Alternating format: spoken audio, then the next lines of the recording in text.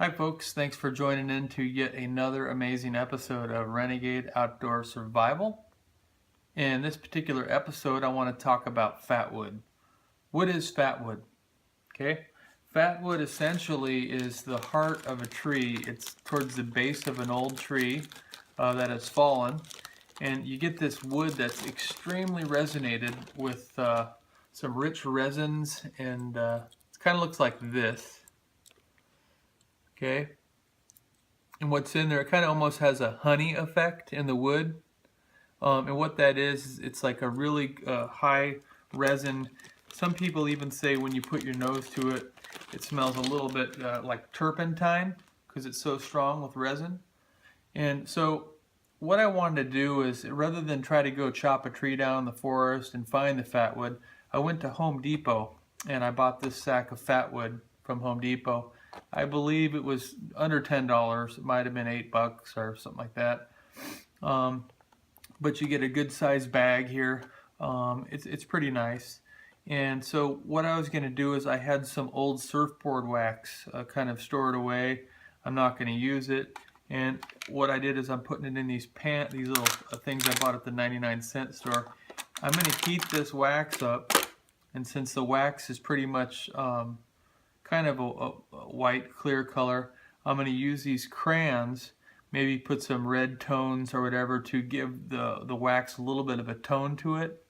And what I plan on doing is sealing the resin inside of the fatwood. Here's the end effect to make a tender pouch with a Altoids 10.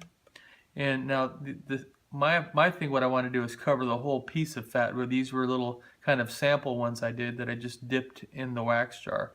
But what I want to try to do is cover the entire piece of wood with wax. And in other words, making the wood waterproof and impregnating whatever resins that are inside the fatwood, keeping them in there. So if my pack got wet, got dropped underwater, whatever the thing that could happen to me, the piece of wood itself, as soon as I start scraping it with a knife, is going to be dry underneath the wood. So it'll be pretty nice to have if it's raining or whatever. And then, so I'm going to cover all this wood, cut it up, and then see if we can do all this. I'm going to be using some gloves and just a plastic fork to flip the wood over, maybe take it out and set it on a piece of tinfoil. And I'm going to do this, and after I'm finished, I want to try to light it and give you my opinion on how well it works, if I'm happy with it, if I'm satisfied, and if all this kind of ran together. This whole bundle of everything is probably $14 for everything here, maybe $15. And then you'll have a pretty good supply of fire starting stuff. And I just really like fatwood and the qualities the fire burning capabilities that it has. You hear it talked a lot in the bush, in the survival bushcraft community. And so I'll let you know, and this is what I'm going to do today. So we'll see you in a few minutes, and we'll get this started. Thanks for joining in. What I'm doing here is I'm cutting the piece of wood in half so it fits in these baggies. When I'm all done, I want the pieces to be a little bit smaller than what they are, so I'm just cutting the whole pile in half.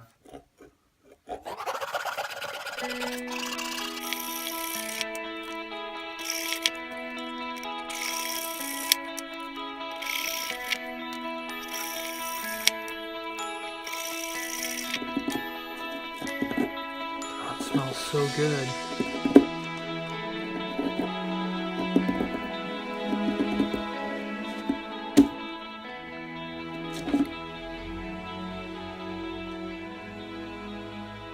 That's the end effect of what I'm doing. And when you add wax on top of this type of feathering, we're going to see how it lights. I think it's going to be pretty good. Maybe the wax is overkill, I don't know, but we'll see what's going to happen.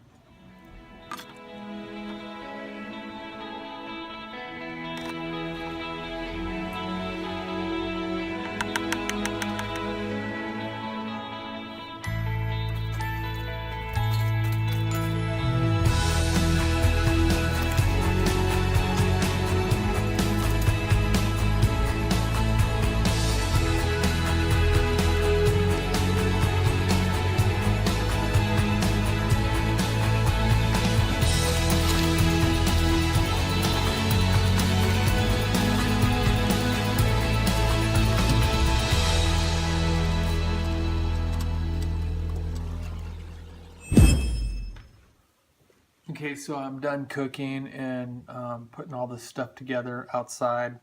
End result is this is one packet here. It actually made two. So I have this one. I still need to put the cotton pads in here. So basically I have 3 pieces of wood, Fatwood with no resin, no nothing on them as well. And then I have 3 cotton feminine pads. This is for to catch a spark.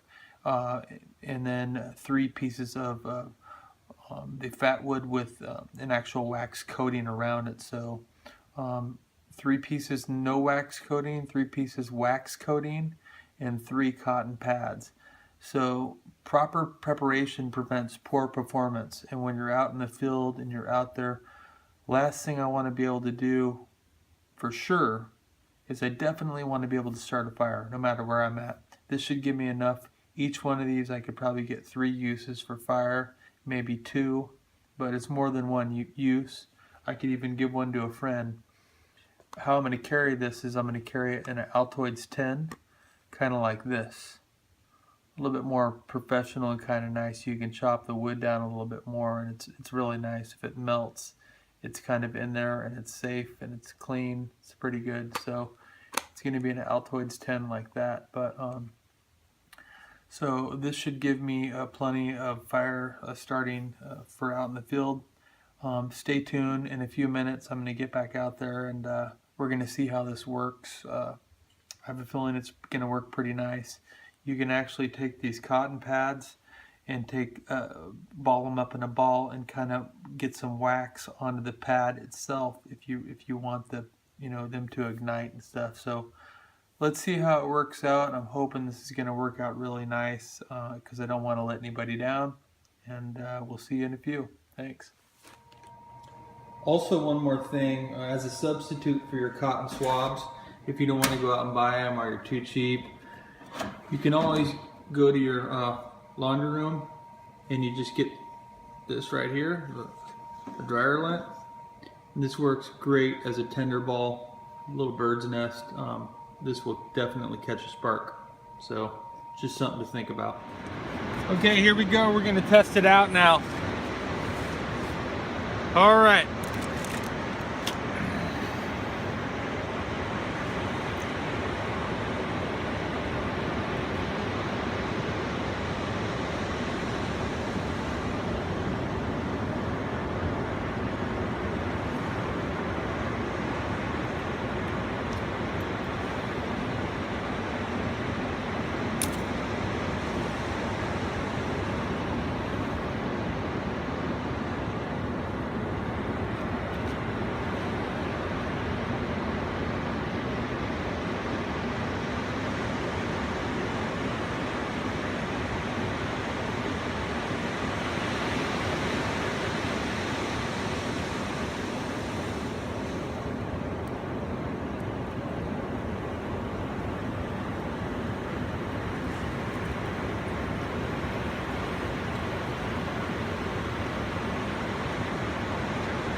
Well, that worked pretty good.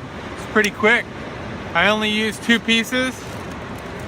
Might as well waste this one. I have plenty of it there. But the idea, as you can see, the idea is to take your cotton swab, scrape some of that off onto the swab itself. It's gonna stick to it, but kind of get it on there so you can see it on the swab. And then let it catch a spark.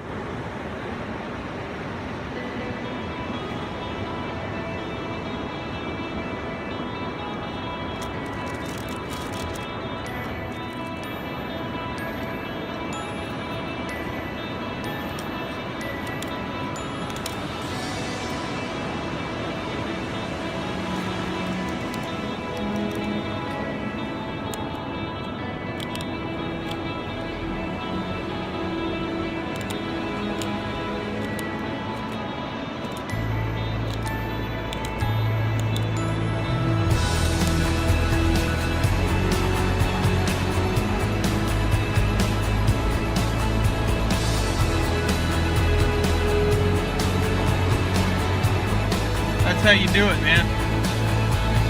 That's exactly how you do it. That's Fatwood. fire, use Fatwood.